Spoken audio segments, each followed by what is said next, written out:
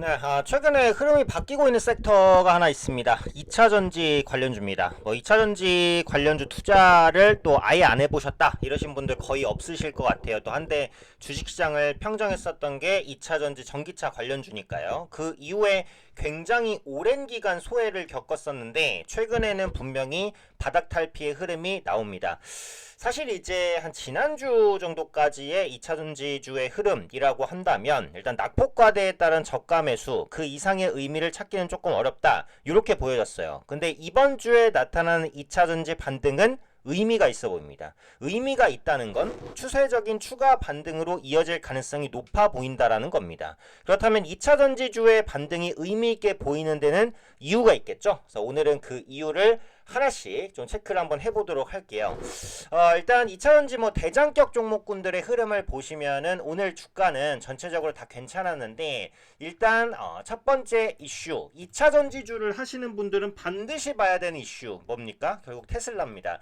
테슬라의 주가도 당연히 봐야 되고 주가뿐만 아니라 테슬라의 실적 혹은 테슬라에서 어떤 이슈가 나오는지 이런 부분들을 꼼꼼히 보셔야 될 것 같아요. 테슬라는 이제 전기차 관련주로만 볼 수는 없죠. 우주 산업도 하고 여러 가지 이제 신사업을 하기 때문에 다양한 사업을 영위하는 이제 종목으로 봐야겠지만 어쨌든 여전히 글로벌 2차 전지주의 거의 대장격 가늠자 역할을 하고 있습니다. 근데 테슬라 주가가 계속해서 상승하고 있기 때문에 일단 기본적으로 2차 전지주에는 좋고요. 이번에 나온 이슈는 뭐죠? 네, 3분기 인도량이 전년 동기 대비해서 8% 증가한 약 47만 대에 달할 것이다라는 전망입니다. 성장률은 8%라는 거죠. 이 8%라는 성장률이 중요한 게 아니고 성장을 다시 할 수 있다라는 기대감을 줬다는 게 중요합니다. 왜? 그동안 2차전지 관련주는 기대감이 아예 없었어요. 근데 테슬라가 이제 전기차 판매량을 회복시키나 라는 기대감을 줬다는 거 이게 중요합니다. 특히 중국 시장에서 전기차의 판매가 양호하다는 거죠. 중국 시장은 항상 중요해요. 왜? 큰 시장이니까요. 너무도 큰 시장이기 때문에 중국 시장에서 판매가 회복되면 일단 글로벌 판매 기대감이 높아지는 것도 사실입니다. 그동안 전기차, 캐즘, 그 다음에 배터리 폭발, 화재, 상대적으로 높은 가격, 충전 문제, 여러 가지 악재들이 많았어요. 그래서 그런 부분들에 대한 악재를 하나씩 개선시킬 수 있는 가능성들이 생기고 있다는 겁니다. 일단 기본적으로 테슬라의 3분기 판매량이 좋을 것이라는 것. 그렇다면 이제 2차 전지의 판매도 어때요? 개선에 대한 기대감이 그만큼 높아지겠죠? 현대차, 기아의 전기차 판매량에 대한 기대감도 당연히 올라가고 2차 전지 기대감도 올라갑니다. 전기차 하면 2차 전지를 먼저 볼 수밖에 없어요. 왜? 전기차 원가의 40% 이상을 배터리가 차지하니까요. 그래서 2차 전지가 항상 전기차의 핵심이다. 이렇게 봐주시면 될 것 같습니다. 근데 이 부분만 있냐? 그렇지는 않죠. 추가적인 상당히 다른 모멘텀들도 있는데 그런 부분들도 하나씩 볼게요. 일단 최근에 나온 이슈 독일 전기차 보조금 부활 검토 굉장히 중요합니다. 유럽 같은 경우에는 친환경에 대한 드라이브를 글로벌 국가 중에 가장 강하게 걸고 있어요. 그래서 전기차에 대한 보조금도 예전에 강하게 지급했다가 많이 줄이거나 좀 이런 식으로 좀 이제 그 보조금 살포를 좀 안 하는 그런 추세로 갔었는데 지난해 말 폐지됐다가 자국업체 고전에 보조금을 재검토한다라는 겁니다.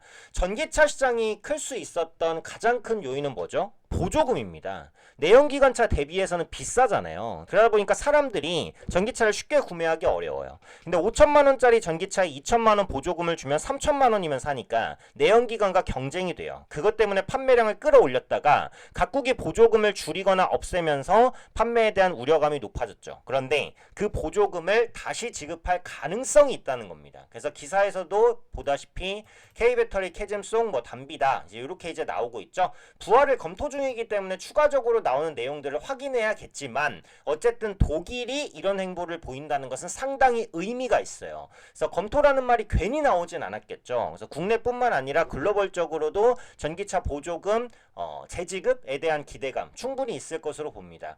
7월 독일의 전기차 판매가 37% 감소했으며 라고 나오잖아요. 그만큼 전기차의 역성장이 컸기 때문에 이런 부분들을 극복하려는 노력들이 앞으로 계속 이어질 가능성이 높아요. 당연히 2차 전지주에 긍정적인 이슈가 된다라고 보시면 될 것 같고 최근에 계속해서 나오는 이슈 중에 하나는 뭐죠? 전고체 배터리 관련된 모멘텀입니다.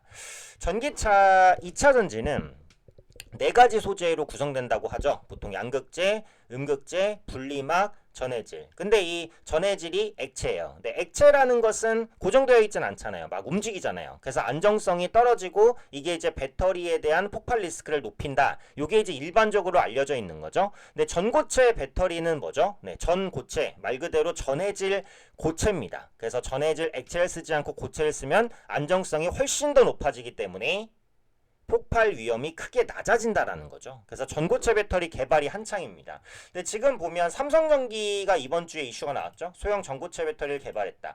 요게 어떻게 보면 약간 생뚱맞을 수 있죠. 네, 배터리 기업이 아닌 IT 기업이 전고체 배터리를 개발했다는 이슈가 나왔어요. 물론 상용화까지는 조금 더 지켜봐야 될 것 같고, 네, 삼성 SDI를 중심으로 전고체 배터리 개발이 확대가 되고 있습니다. 근데 사실은 이제 전고체 배터리가 상용화되려면 아직 멀었어요. 아직 멀은 건 제가 볼 때는 기술력의 문제라기보다는 가격의 문제입니다. 네, 너무 비싸요. 전고체 배터리를 제대로 탑재해서 일반 보급차는 절대 만들 수가 없고요. 최고급 차량에만 적용시킬 수 있는데 그래도 비쌉니다. 그래서 아직은 가격이 한참 떨어져요.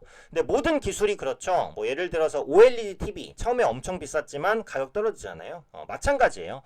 스마트폰도 초기에는 훨씬 비쌌다가 지금 중저가 스마트폰 많듯이 전고체 배터리도 마찬가지로 앞으로 기술 발전에 의해서 가격은 떨어질 겁니다. 근데 상용화는 아직 멀었어요. 제가 볼 때. 그 기대감을 갖기는 어려워요. 근데 중요한 건 뭐다? 전기차 폭발 리스크를 전고체 배터리가 해소시켜줄 수 있을 것인데 그 전고체 배터리 관련된 이슈가 계속 나온다는 거예요. 이게 핵심입니다. 그래서 투자 심리가 돌아서고 있다는 것은 맞죠. 전고체 배터리의 대형주의 대장은 제가 볼 땐 일단 삼성 SDI이기 때문에 삼성 SDI의 앞으로의 흐름을 좀 중심으로 보시는 게 또 가장 중요하지 않을까 이렇게 이제 생각이 되고, 마지막으로 요거는 좀 작은 이슈일 수도 있지만 K 배터리 쇼가 내일부터 27일까지 개최가 된다라는 이슈가 있습니다.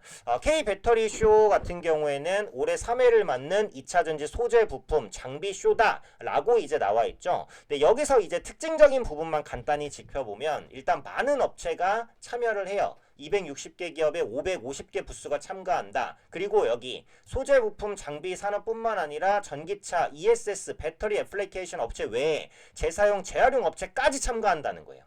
그러니까 단순히 2차전지 업체에 끝나는 게 아니라 확장되는 ESS, 그리고 배터리 재사용, 재활용.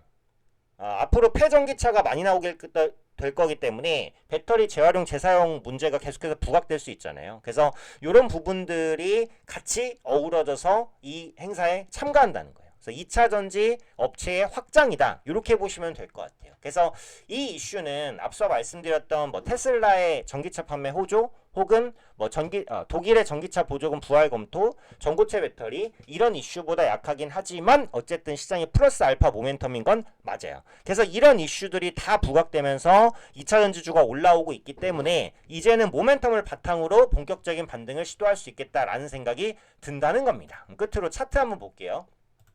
다만 차트로서는 지금 매수하지 말고 좀 눌렸을 때 매수하자는 관점인데, 대표주 포스코홀딩스를 보시면 여기 이제 이중바닥 비슷한 패턴이 한번 나왔어요. 근데 이중바닥 이후에 요 부분의 고점을 돌려냈기 때문에 이제 추세는 전환이라고 봅니다. 추세는 전환이라고 보지만 현재 기록하고 있는 요 고점이 전고점에 닿아 있어요. 요 부분을 한 번에 뚫기는 제가 볼 때는 좀 어렵다. 보유하고 계신 분들은 보유하시는 게 맞는데 없으신 분들은 좀 눌릴 때를 기다렸다가 매수하시는 게 좋을 것 같고, 장기적인 흐름은 우상향 가능성이 높아지는 게 수급인데 지금 파란색이 기관, 빨간색이 외국인인데 둘 다 양매수잖아요. 그래서 양매수가 들어오면서 올라가고 있고 이중바닥 패턴이기 때문에 바닥은 탈피했다. 다만 좀 눌릴 때 매수하시는 게 조금 더 신규 접근은 유리할 수 있겠다. 이런 판단입니다. 다른 종목도 비슷해요. 뭐 에코프로 한번 보시면 에코프로도 마찬가지. 오늘 이제 양봉이 나오면서 여기에 딱 걸려요. 그래서 이 부분을 뭐 한 번에 뚫고 나갈 수도 있지만 여기가 다 매물대라서 아마 10만원을 쉽게 돌려내진 못할 것 같아요. 신규 접근하실 분들은 좀 눌렸을 때. 하지만 보유하고 계신 분들은 매도했다가 다시 타이밍을 잡기가 어려우니까 계속 보유해 나가시는 관점. 뭐 에코프로 BM도 마찬가지긴 합니다. 비슷한 흐름이긴 한데 똑같아요. 그죠? 60일 이평선은 돌파했지만 전고점이 약간 걸리고 여기 매물이 많죠. 네, 매물이 많기 때문에 이 부분 돌려내기는 좀 어렵다. 기술적인 분석은 제 유튜브 강의에 많이 설명되어 있으니까 기술적 분석 궁금하신 분들은 강의 영상 한번 참고해 보시면 될 것 같아요. 결론은 이거죠. 네, 2차 전지주의 반등이 본격적으로 나올 가능성이 높아졌다. 다만 이제 신규 매수하실 분들은 눌림을 좀 기다리셨다가 매수하시는 게 나을 것 같고, 보유하고 계신 분들은 좀 중장기로 홀딩, 이렇게 전략 짜시면은 충분히 괜찮은 전략 되지 않을까 판단됩니다.